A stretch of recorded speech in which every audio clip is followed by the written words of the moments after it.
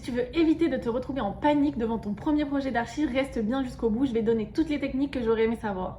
En première année, on arrive dans cette nouvelle école, des nouveaux profs, des nouveaux étudiants et surtout cette nouvelle matière projet. Mais déjà, c'est quoi projet? Eh ben, ce sera ta matière la plus importante et sûrement la plus stressante. Qu'est-ce que je vais devoir faire? C'est un travail de groupe? Est-ce qu'à la fin, je construis le bâtiment pour de vrai? Bon, tu l'auras compris, toutes ces questions, on se les est aussi posées. Alors dans cette vidéo, je vais essayer de te donner toutes les clés pour appréhender au mieux le projet en école d'archi. Après, si tu as des difficultés et que tu le sens, le mieux c'est d'en parler avec ton prof ou tes collègues de projet.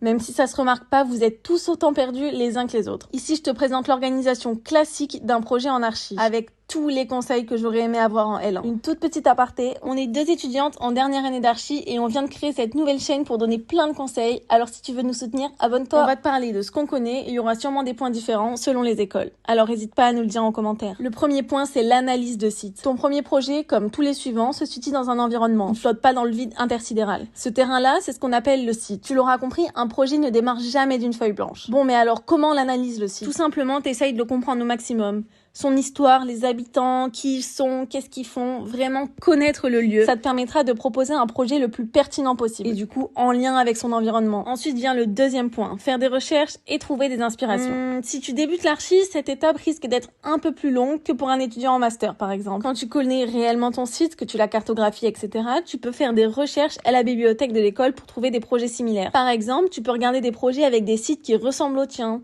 Ou un programme c'est une maison, une école par exemple, qui est le même que celui que tu dois concevoir. Bon, je t'arrête tout de suite, le but c'est pas de copier mais de comprendre ce qui a été fait et ce qui fonctionne. Après, tu l'adaptes à ton projet, bien sûr. Mais tu verras, cette étape, elle sera beaucoup plus rapide au bout de quelques semaines quand tu auras un peu de culture architecturale. On passe au troisième point, l'esquisse et le concept. Promis, ça devient plus cool à partir d'ici. Grâce à l'analyse et à tes recherches, t'as normalement plein d'idées qui commencent à émerger. Mais pour ton premier projet, le plus dur, ce sera de les concrétiser en les dessinant. N'essaye pas de faire des choses trop précises, fais des schémas, des croquis à main levée, ce que tu veux. Le but, c'est d'expliquer ton projet et ton intention. Et enfin, quatrième étape, tu développes ton projet. Maintenant que t'as tes schémas, ton idée, il faut la traduire en dessin. Pour ça, t'as plein de manières de représenter ton projet.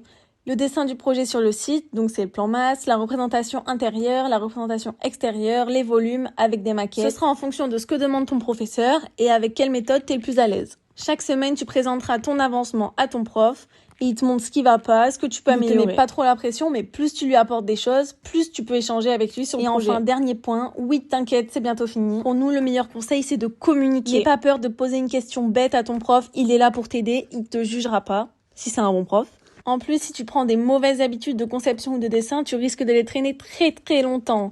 Alors profites-en dès maintenant pour partir sur de bonnes bases. C'est normal que tu ne comprennes pas tout et que tu te sentes perdu, surtout face au vocabulaire d'archi. Alors n'hésite pas à demander à tes amis ou à des professeurs. Si tu peux, parle aussi de ton projet à tes amis. À force de passer du temps sur les plans, tu les verras même plus. Alors que d'autres personnes, elles auront du recul et elles pourront te donner des idées. Et surtout, c'est trop important, mais sois présent à chaque séance. Même si tu trouves que ton travail n'est pas assez développé, ça arrivera souvent, tu voudras pas le montrer à ton professeur en disant que t'en as pas assez fait, mais viens quand même. J'ai connu trop d'amis dans ce cercle infernal de je viens pas parce que je n'ai pas assez produit, mais du coup tu n'as pas de correction donc tu peux encore moins avancer. Voilà, si tu arrives à mettre en place ces 5 étapes, tu devrais réussir à gérer ton projet plus facilement. Surtout ne te mets pas trop la pression, tu apprendras au fur et à mesure les techniques de dessin et de représentation. Essaye de t'organiser au mieux, de ne pas te dévaloriser et surtout de profiter de tes études d'archi, tu n'as pas volé ta place à l'école. Si cette vidéo t'a plu, tu peux liker et t'abonner. On a aussi un petit compte Instagram qu'on met dans la barre d'infos. C'est notre toute première vidéo, alors n'hésite pas à nous faire des retours. Et si t'as des questions ou des idées pour d'autres vidéos,